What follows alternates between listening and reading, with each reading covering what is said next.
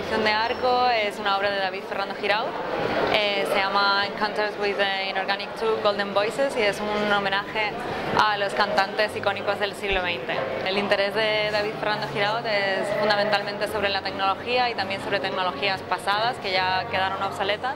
La forma de ataúd, de mueble ataúd, en realidad hace referencia a la muerte a través de la imagen.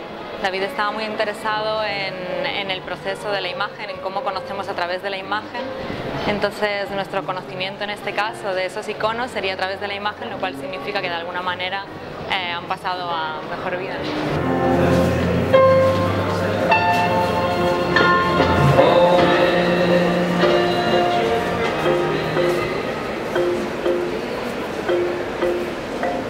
A artista Débora Santiago, ela escolheu usar essa música porque tem uma sobreposição de sons e ela compôs com as baquetas e vai fazendo essa sobreposição de imagens acompanhando o ritmo da música.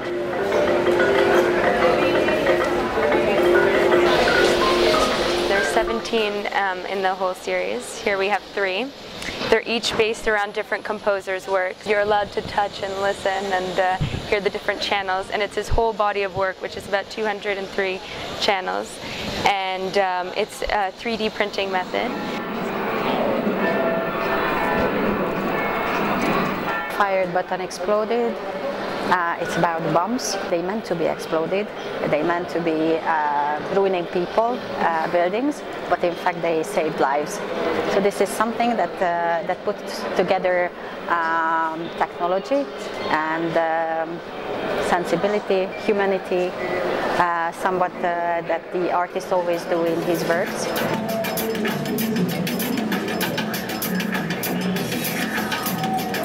Stoples es una obra, pues un club de striptease, como lo podéis ver. Me pareció un poco interesante comparar esta situación social que tenemos hoy en día con esos clubes de striptease que son un poquito del pasado, ¿no?